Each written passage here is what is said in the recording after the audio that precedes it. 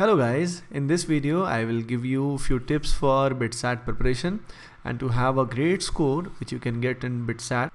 सबसे fundamental mistake जो students BITSAT के प्रिपरेशन के लिए करते हैं वो ये है कि they do not prepare separately for the BITSAT examination.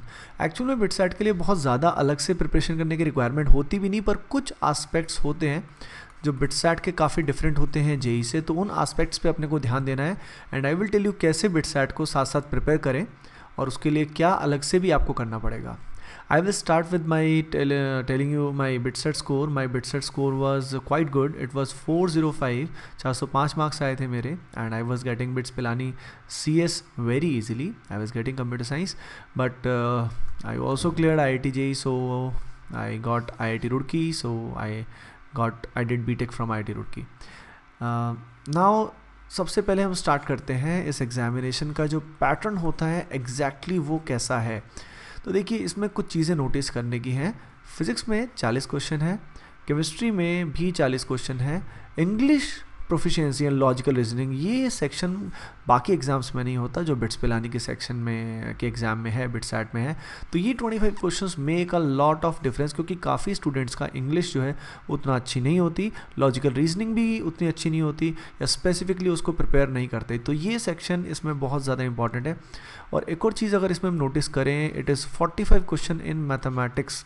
Biology को हम डील नहीं करेंगे यहाँ पे, तो 45 क्वेश्चन इन मैथमेटिक्स, यानी फिजिक्स केमिस्ट्री से स्लाइटली मैथमेटिक्स का वेटेज ज़्यादा इसमें है। तो ये दो पॉइंट्स इसमें ध्यान रखने के हैं। उसके अलावा overall the number of questions are 150।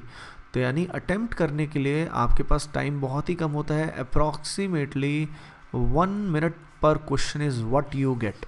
Obviously अगर इतना कम टाइम आपके पास होगा तो आपकी speed must be very very high. तो the main thing is speed and obviously accuracy. यानी अगर आपको बिट्स पिलाने में कंप्यूटर साइंस चाहिए तो आज के समय में at least you should aim to score 350 plus and 370 380 will be a very decent score.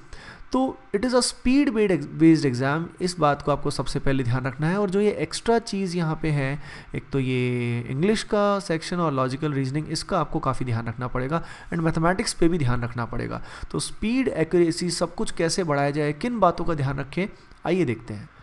तो देखिए सबसे पहले आप इस लाइन को पढ़िए, the syllabus will be based on the NCERT books. यानी जो क्वेश्चंस का लेवल होता है it is almost similar to NCERT books. तो आपको बहुत ज़्यादा हाई फाई प्रिपरेशन करने की ज़रूरत नहीं है, आपको NCERT ज़रूर करनी चाहिए। मैंने खुद ने NCERT specially physics and chemistry की अच्छे से की थी और वही सबसे रिलेवेंट होती है। तो आपको केमिस्ट्री और फिजिक्स की NCERT टिप्स पे कर लेनी है, बिल्कुल बहुत अच्छे से आपको आनी चाहिए और उसको बार बार रिवाइज करें। NCERT को सिर्फ पढ़ने से कुछ नहीं होगा, आप ओल्ड क्वेश्चन पेपर करें और साथ साथ उनको लगातार NCERT की हेल्प से सॉल्व करें, रिवीजन करें। जब तक आप लगातार NCERT को रिवाइज नहीं करेंगे आप पे वो प्रोग्रेस नहीं हो पाएगी, वो लेवल आपका मेंटेन नहीं हो पाएगा।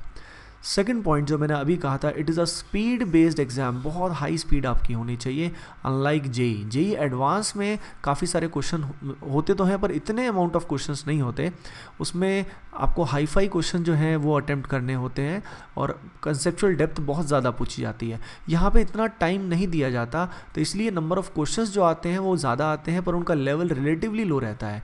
तो you have to practise more number of decent level question rather than high level problems.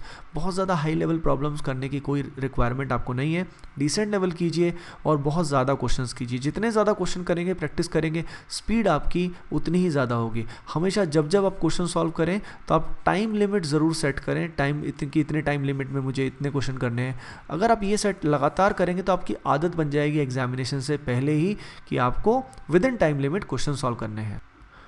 Paper को अटेम्प्ट करने की स्ट्रेटेजी में मैं एक मेन बात आपको बताना चाहता हूँ। पेपर का स्टार्ट जो है वो सबसे ज़्यादा इंपॉर्टेंट होता है। यानी आपको क्या करना है, मैक्सिमम अटेम्प्ट करने हैं क्वेश्चंस, लेकिन उसके लिए ज़रूरी है कि आप सबसे पहले आर को बहुत अच्छे से यूटिलाइज़ कर सकें।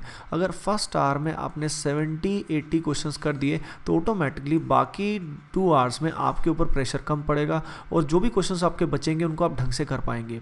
आई विल रिकमेंड कि आप स्टार्ट करें केमिस्ट्री के साथ साथ इंग्लिश और वर्बल का सेक्शन जो है उसको आप अच्छे से करेंगे, क्योंकि इन क्वेश्चंस में लेंथ ज़्यादा नहीं होती, ये थोड़े से क्रैम बेस्ड भी होते हैं, कई बार आपको याद रखने वाले डाटा बेस्ड क्वेश्चन होते हैं।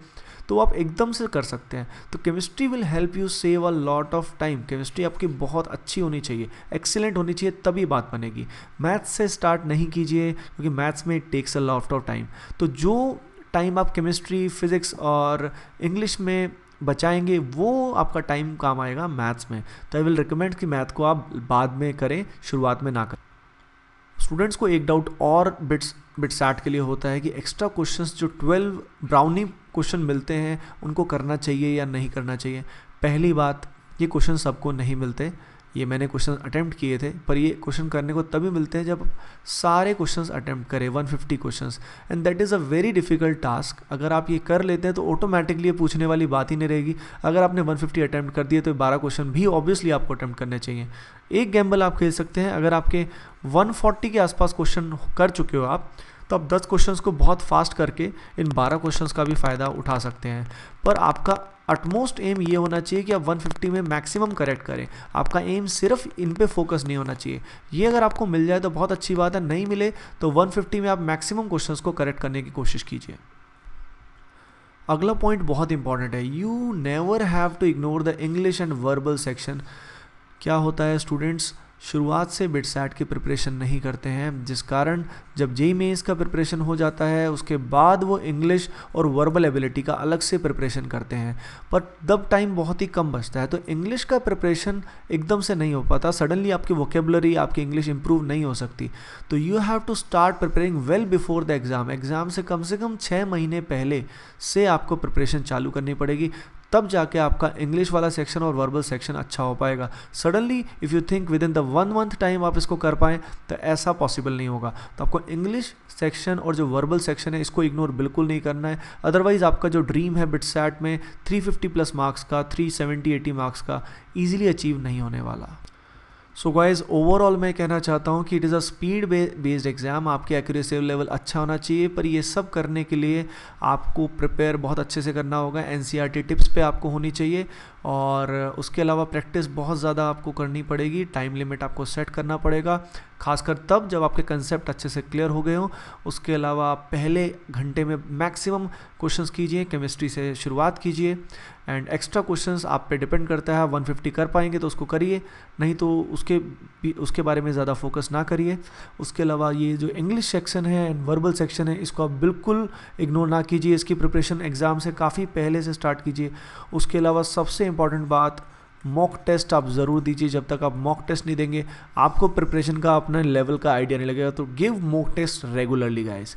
सो I hope this video helped you out in preparation of BITSAT, and give me your feedback if you like this video guys. So please share, like and subscribe. Thank you and all the best.